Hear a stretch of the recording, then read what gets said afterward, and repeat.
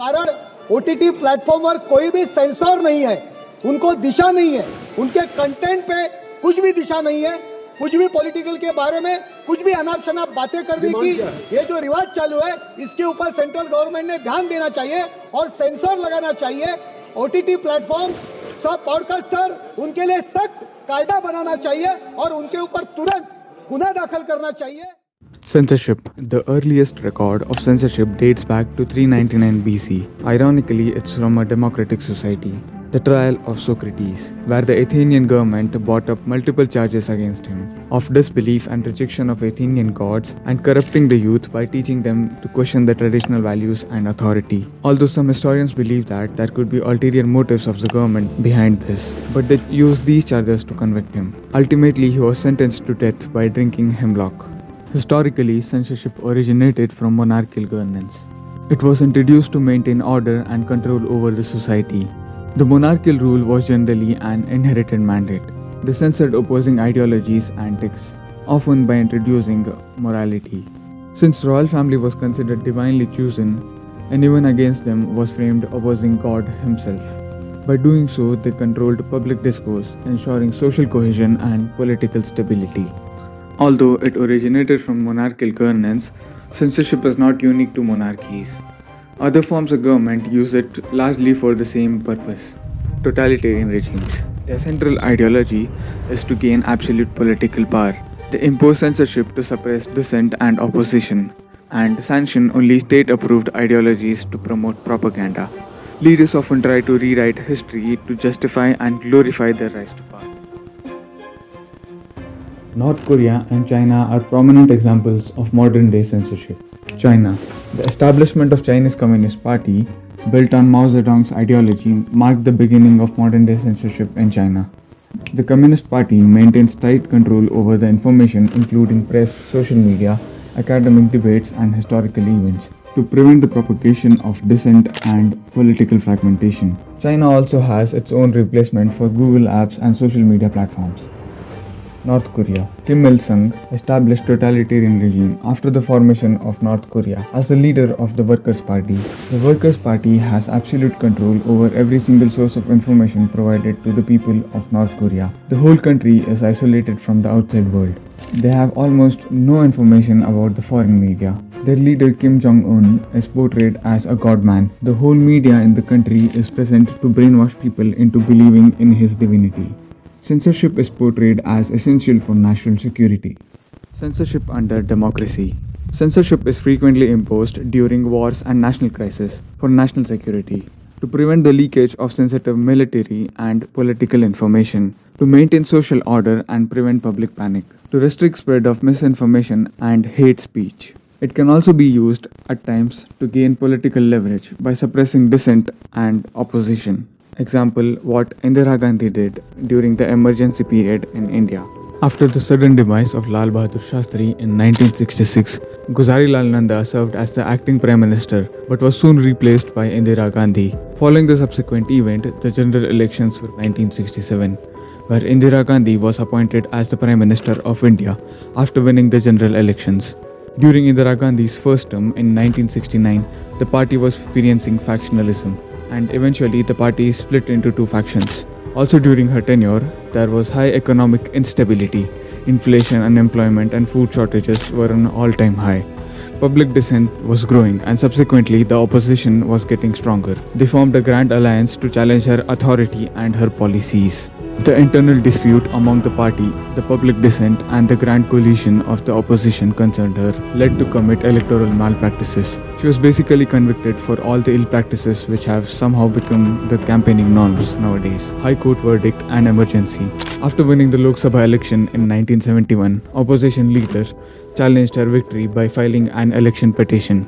On June 12, 1975, she was found guilty. The Allahabad High Court declared her 1971 elections void and disqualified her from contesting in elections for 6 years. All these events led to fear of losing power, so subsequently she imposed national emergency on June 25, 1975. Opposition leaders were arrested, several fundamental rights were suspended. The media faced severe censorship during this period. It was a comprehensive attack on media's freedom. It aimed to suppress dissent and whitewash her image. Electricity to newspaper offices in Delhi was cut to prevent them from publishing news about the national emergency. Newspapers which criticized the government were financially suffocated. The government enacted Prevention of Publication of Objectionable Matters Act, efficiently banning all the media publicity to prevent criticisms. Foreign correspondents were expelled or banned from entering India. All news reports, articles, and political comments were submitted to the government for approval before publication. Government officials were sent to newspaper offices and media houses to oversee the censorship process. The national emergency is often described as one of the darkest chapters of modern Indian history post-independence. The widespread of oppression disproportionately affected ordinary citizens, recalling such periods through humor and irony to illuminate the absurdity of the situation. This is known as dark humor. It revolves around subjects typically considered to be taboo, distressing, or tragic. It operates on a paradox that pain, absurdity, and humor can coexist to provide both catharsis and social commentary. It is used to entertain and provoke thoughtful discussions on sensitive issues. General structure. It contains misdirection, a general statement which seems to be totally harmless, with maintaining precise pacing and delivery of the punchline, with momentary pauses being one of the most crucial elements of the joke. Callback. Referring to the previous joke, it creates a connection after the punchline which deepens the narrative and amplifies the humor.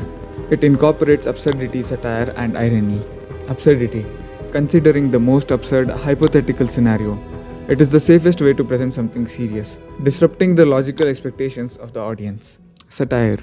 Uses irony and exaggeration to showcase or criticize societal flaws. Irony. Contrast between expectations and reality. It surprises the audience with unexpected twists. Now, dark humor serves as a medium to confront the absurdity of reality through humor. It enhances both analytical and emotional systems by introducing complex thought-provoking concepts, prompting self-reflection on societal issues, provides a novel perspective on despair and agony, and offers a fresh lens for glancing at ridicule. Terrorists don't take black hostages. They terrorists. They know black people's bad bargaining chips. They called the White House. Hello? We have got 5 black... Hello?